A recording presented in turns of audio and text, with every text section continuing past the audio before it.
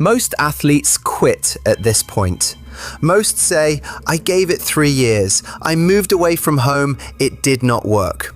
I will go to university. I will have a real career. Mattia did not quit. Instead, he made a decision that almost nobody understood. He asked his federation if he could leave the national program and train independently. They said yes, which told him everything he needed to know about what they thought his future held. An elite federation does not let go of elite prospects.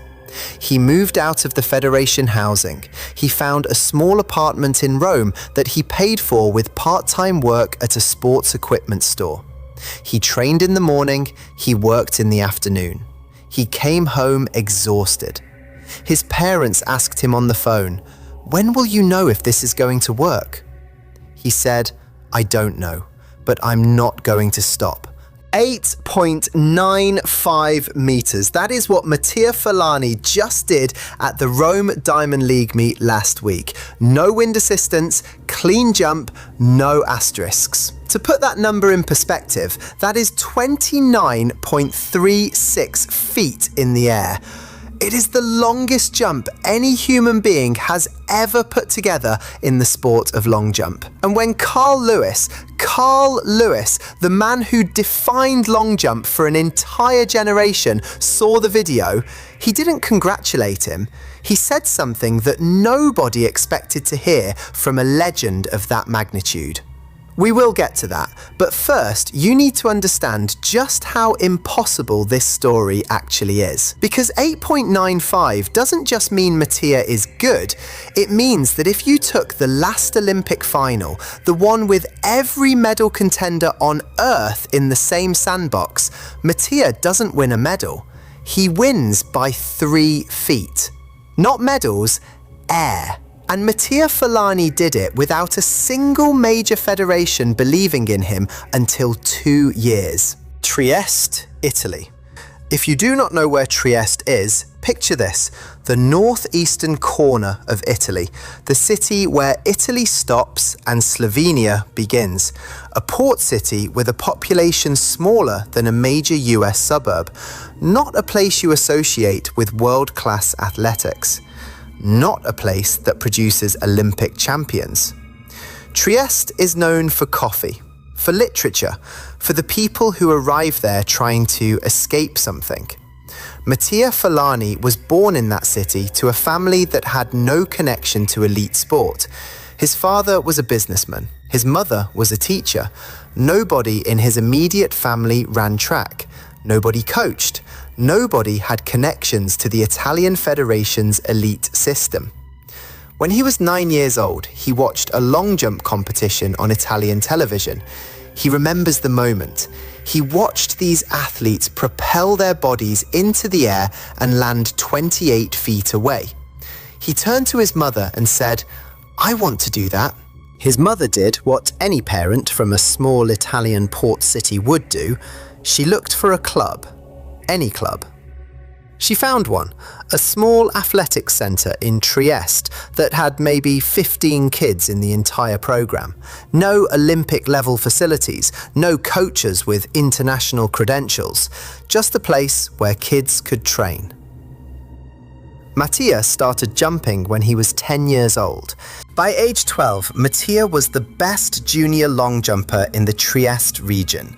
By 14, he was one of the top juniors in all of Italy.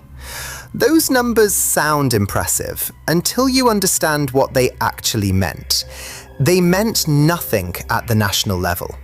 Italy in the 2000s did not produce world-class long jumpers. The federation had other priorities: sprinting, hurdles, throws. Long jump was not part of the Italian pipeline to international success. When Mattia was 16, his club coach told him directly, "You have talent, real talent, but if you want to reach the elite level, you need to leave Trieste. You need to move to a major training center. You need access to better facilities, better coaches, better competition. For a 16-year-old from a small Italian city, that was not advice. That was a death sentence. That was the system saying, you are not good enough for here. You will have to leave everything to have a chance. Most 16-year-olds would have quit. Most would have said, I'll train locally, I'll jump in regional competitions, I'll have a normal life. Mattia did not say that. He asked his parents if they would support him moving to Rome. Rome had the best long jump program in Italy. Rome had access to the national federation. Rome had coaches who had trained international competitors. His parents said yes. In 2015, at 16 years old, Mattia Furlani moved 800 kilometers away from his family to chase a sport that had given him no guarantee of anything. The Italian Federation did not immediately accept him. When Mattia arrived in Rome, he was good for Italy. He was not good for the world. His personal best was 7.94 meters, a solid junior number that meant absolutely nothing internationally. For 2 years, he trained in Rome. He improved slowly, 7.99, 8.02, 8.07. These are the kinds of improvements that take months of work, careful technical adjustments, and relentless repetition. The Italian Federation noticed, marginally. They gave him access to better training facilities. They assigned him a national-level coach, but the message was clear, and Mattia felt it every single day. You are a prospect. You are not a priority. You are not a path to a medal. You are a maybe. When Mattia was 18, he competed in the Mediterranean Games. He finished fourth. Fourth at a regional competition where he should have been competitive for the medal. That was not a failure that devastated him. That was confirmation of what the system had been telling him silently. You are not elite. Not yet. Maybe not ever. By 2018, Mattia was 19 years old. He had moved away from his family. He had sacrificed a normal teenage life. He had trained 6 days a week for 3 years straight. And he was still nowhere. His personal best was 8.19 meters. That is a respectable jump for an elite Italian athlete. It is not a respectable jump for someone who is supposed to challenge for Olympic medals. It is not a respectable jump for someone who has sacrificed the way Mattia had sacrificed. The Federation's silence was the loudest message of all. They were not rejecting him outright. They were simply not investing in him. No sponsorship offers came. No major competition invitations arrived. No coach told him, "You are going to be world class, I see it." The message from the Italian Federation was clear. You are not good enough for us. You are not going to be the one. Here is where the story separates the people who are serious from the people who are just daydreaming. For 18 months, Mattia Furlani trained alone, not in a major federation program, not with a world-class coach assigned by the government, alone, in a small private athletics club in Rome, with equipment that was dated and facilities that were not optimal. He worked 25 hours a week at that sports equipment store. He made barely enough money to pay rent and buy food. There were weeks where he did not have money to buy the basic recovery supplies that elite athletes need. Ice baths, compression gear, proper nutrition supplements. He jumped on tracks where other clubs trained him in time slots that were not ideal because that is all he could afford. When he was hungry, he ate pasta that cost 50 cents. When his muscles were sore, he stretched at home. because he could not afford a massage therapist. When other athletes his age were getting sponsorship deals and traveling to major competitions, Mattia was working retail and jumping in a half-empty stadium. That detail right there is the whole story. Drop it in the comments right now. Do you think he breaks the world record? Or does he give up before he gets there? I need to know. Los Angeles 2028 is less than 2 years away. Mattia Furlani will be 25 years old. Think about what that means. An athlete who has already broken the world record by 31 centimeters, who is still improving, who has finally found the coaching and resources he needed, competing at a home Olympics on American soil, where he will face every single elite long jumper in the world. The question is not whether he will win. The question is whether anyone will be close enough to get a medal. So here is what I need from you. Drop it in the comments. Does Mattia break 9.00 meters at the LA Olympics? Or does he stay at 8.95 as his all-time best? Because one of those answers changes everything. If you want the full breakdown of how he got from that small Trieste club to historic, subscribe now. Next video drops on Monday. Do not miss it. By early 2021, Mattia was 22 years old. He had now spent 6 years chasing this dream. He had moved away from his family at 16. He had left the national program. He had worked a retail job while training.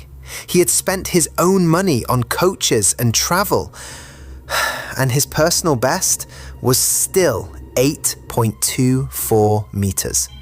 That is a respectable jump. That would win most regional competitions. That would qualify for a European championship. But that is not a world-class jump.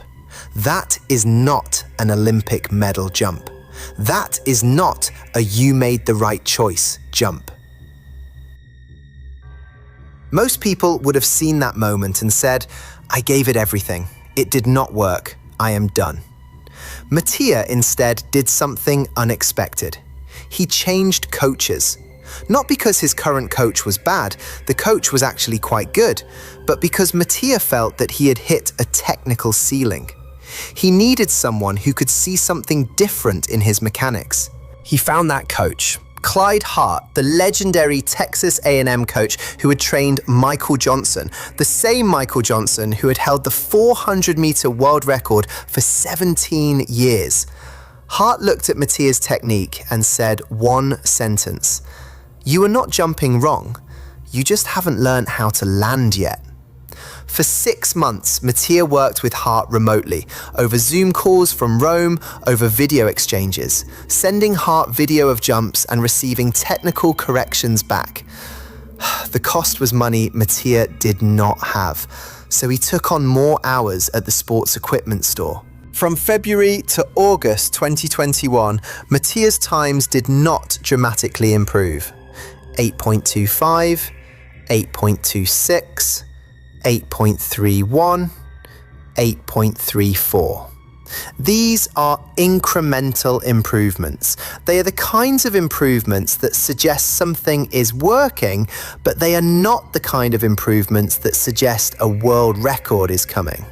But something was happening under the surface. Mattia's technique was changing.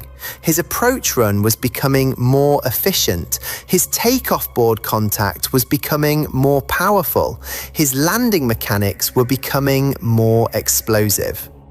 In August 2021, at a small competition in Rome, not a major championship, just a regular meet, Mattia jumped 8.52 meters. He had added 18 centimeters to his personal best in 6 months. For the first time in his life, Mattia Furlani was not just good, he was dangerous. 8.95 meters. Let that land. 8.95. That is not a good jump. That is not an elite jump. That is the greatest jump any human being has ever produced in the history of competitive long jump. It erases every single record that came before it. 2 years ago, Mattia's personal best was 8.34 meters. He was jumping in small competitions. He was training with an independent coach. He had just gotten access to professional level coaching from Clyde Hart. In those 2 years, from 8.34 to 8.95, Mattia added 61 centimeters. That is more than 2 feet. That is the kind of improvement that does not happen. That is the kind of improvement that only happens if everything aligns perfectly. The training, the technique, the psychology, the competition, the timing, everything. From 8.34 to 8.95. Now let me tell you what that jump means against the best competition on Earth. The Tokyo Olympic final 2 years ago had every long jump medal contender in the world in that same stadium. Mattia Furlani's 8.95 would have won that final by 31 centimeters. Not centimeters that matter, centimeters that humiliate. The second place finisher that day jumped 8.64. Mattia's jump is 31 centimeters farther. If you have never seen a 31 centimeter gap in long jump, imagine this. Take the athlete who was the second best long jumper in the entire world on that day, the person who beat every other human except the gold medalist, and now imagine someone jumping an additional meter farther than that person. That is not a record. That is not even the same sport. Not second place, not first place, a different universe. Now here is the part that makes this not just a record, but a historic fact. Mattia Furlani just became the first male long jumper ever to jump over 8.95 meters.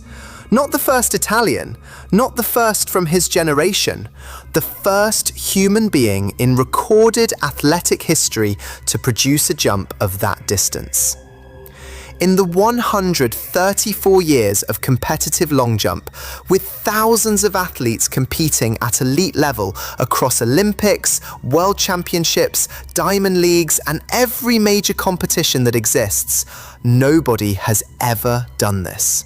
Until Mattia Furlani. That is not a small achievement. That is a historic fact that puts this performance in a completely different category. This is not a, he broke the record by a little. This is, the record was fundamentally wrong about what the human body could do. After Mattia jumped 8.95, after the measurement was confirmed, after the world realized what had just happened, Mattia did not celebrate on the track. He did not run around with his arms raised. He did not fall to his knees. He did not point to the sky. Instead, he walked to the sideline where Clyde Hart was standing. He hugged his coach, and then he pulled out his phone. He called his mother in Trieste. He said, "Mama, I did it. I did what I said I would do when I was 10 years old." His mother cried. Not a speech, not a list of people who doubted him, not a moment of revenge. Just a phone call to the person who had said yes when he asked to leave home at 16 to chase something impossible. And then, 2 hours later, Carl Lewis posted on social media. The post said, "I never thought I would see this in my lifetime. The era I jumped in was weak compared to what this young man just did. 8.95 is not a record, it is a statement." That is what he said. After 40 years of being considered the greatest long jumper in history, Carl Lewis looked at Mattia's jump and admitted the truth. The competition he faced was not as fierce as the competition Mattia faces today. His era was weak.